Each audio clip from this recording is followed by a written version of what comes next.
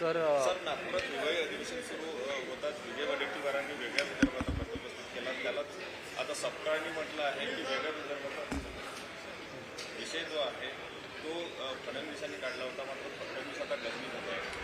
विधानसभेच्या निवडणुकीमध्ये काँग्रेसचा जो पराभव झाला आणि विदर्भात काँग्रेसची जी पिछाडी झाली, नगरपालिकेच्या निवडणुकीमध्ये सुद्धा काँग्रेसला हद्दपार लोकांनी करण्याचा आपल्याला निकालावरून दिसेलच की काँग्रेस पार्टी कुठेच नव्हती.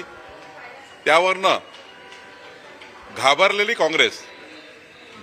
काँग्रेसचे नेते काहीतरी मुद्दा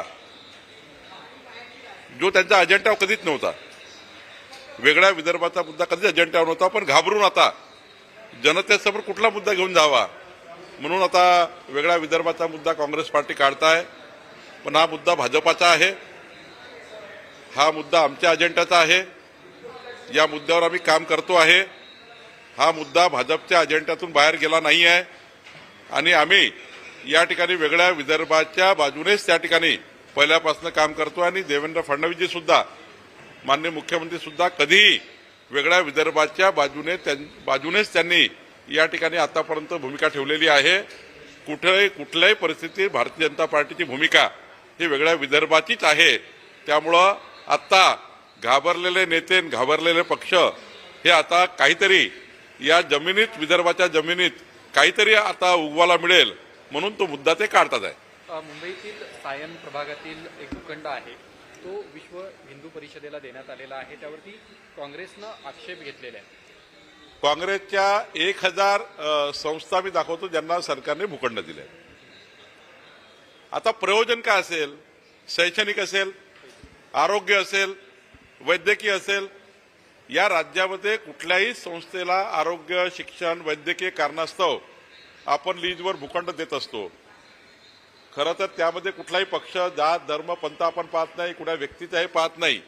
महाराष्ट्राच्या 14 कोटी जनतेच्या हिताकरता जे काही शैक्षणिक आरोग्य प्रयोजन असेल त्या प्रयोजनात आपण जातो आणि ज्या भागात ते त्या ठिकाणी जो प्रयोजन ते करणार असाल त्या भागातली आवश्यकता, त्या भागातली त्या ठिकाणी मागणी काय असेल त्याच्या आधारावर आपण संस्थांना विनंती करतो, संस्था आम्हाला विनंती करतात. कितीतरी वेळा राज्य सरकारने चांगल्या संस्थेला बोलवून जागा दिल्या आणि त्याला सांगितलं की तुम्ही शैक्षणिक प्रयोजन करा, वैद्यकीय प्रयोजन करा. त्यामुळं या राज्याच्या जनतेकरता, शिक्षणाकरता, आरोग्याकरता जर एखादी जागा दिली असेल तर मला वाटतं त्यामध्ये काही गैर नाही. काँग्रेसच्या नावाजलेल्या मोठ्या मोठ्या संस्थांना सरकारने हजारो भूखंड या ठिकाणी दिले आहेत आणि त्यामुळं हा काही जो प्रयोजन आहे तो वैद्यकीय आणि शिक्षण असेल तर त्या ठिकाणी जागा देता येतं.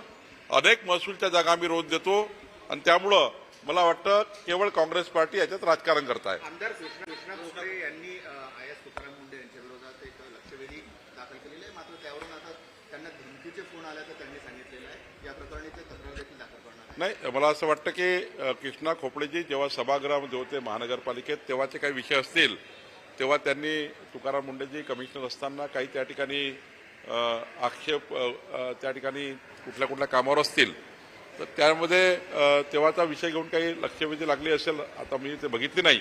पण मला असं वाटतं यात सरकार उत्तर देईल, सभागृहात उत्तर देईल आणि त्यांना धमकी आली असेल तर त्यांनी पोलिसला तक्रार करावी. पोलीस आणि शासन त्याचाही तपास करेल. तुमच्या पक्षाचे नेते किरीट सोमय्या यांनी अमित साटम यांच्यावरती काहीशी नाराजी उघडपणे व्यक्त केलेली आहे. जी निवडणूक संकलन समिती आहे त्याच्यामध्ये त्यांचं नाव होतं, मात्र त्यांनी सांगितलं मला कुठचंही पद नको आहे, मी पक्षाचा कार्यकर्ता म्हणूनच काम करेन, अशा पद्धतीनं एक्स पोस्टद्वारे त्यांनी नाराजी व्यक्त केली. नाही, मागच्या वेळी किरीट सोमय्याजींनी विधानसभेच्या वेळी आम्ही त्यांना पोस्ट घ्या असं म्हटलं होतं, पण मागच्या वेळी किरीटभाईंनी कुठलीही पोस्ट न घेता महाराष्ट्रभर फिरून त्यांनी पक्षाचं काम केलं. किरीटभाईला पोस्ट त्या ठिकाणी देऊन ते काम करण्याच्या मानसिकतेत फार नसतात. त्यांना असं वाटतं की मला बिना पोस्टनीच त्या ठिकाणी जी जबाबदारी द्याल ते पूर्ण करतात आणि मला अभिमान आहे की किरीट सोमय्याजींना ज्या ज्या जबाबदाऱ्या मी पक्षाध्यक्ष असताना देवेंद्रजी आणि आम्ही दिल्या तेव्हाही त्यांनी पूर्ण काम केलं. आताही त्यांना जो विषय दिलेला आहे किंवा त्यांनी जो एखादा विषय घेतलेला आहे त्या विषयाला ते पूर्ण काम करतात. मागच्या वेळी त्यांनी जन्माचे खोटे दाखले या महाराष्ट्रात जे बांगलादेशी लोक घ्यायचे या ठिकाणी आमचे खालचे लोक बांगलादेशी लोकांना रोहिंग्यांना त्या ठिकाणी जन्म प्रमाणपत्र द्यायचे. त्यांनी मोठी मोहीम राज्यात चालवली आणि राज्यामध्ये 50 लाखाच्या वर डॉक्युमेंट त्यांनी शोधून काढले. खऱ्या अर्थाने राज्याच्या हिताकरताही त्यांनी काम केलं. मला असं वाटतं की किरीट सोमय्याजींनी एवढंच म्हटलं असेल की मला पद काही गरज नाही आहे, तुम्ही त्या ठिकाणी निवडणुकीचं काम सांगा, मी करेल.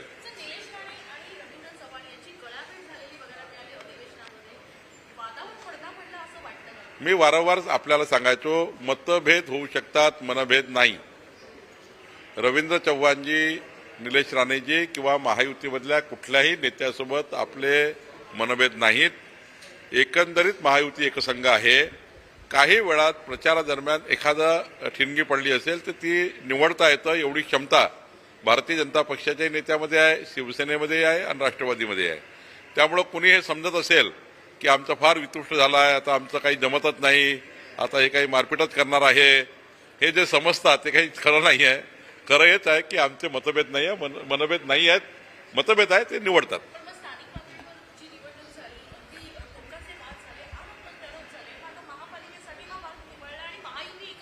आपल्या आपल्या कार्यकर्त्याच्या निवडणुकीमध्ये आपापले नेते त्यांना हृदय लावतात, त्यांच्यासाठी काम करत असतात. शेवटी आपल्या कार्यकर्त्यांनी नेत्याला मोठं केलं असतं, त्यामुळे त्यांची निवडणूक आल्यावर तर त्यांना जीव लावावा लागेल. आणि म्हणून काही ठिकाणी आम्ही मित्र पक्षात लढल्यामुळं त्यांनी त्यांच्या पक्षाचं काम केलं, आम्ही आमच्या पक्षाचं काम केलं. पण महाराष्ट्रात महायुती मजबूत आहे, भक्कम आहे. 2047 पण चालणार आहे.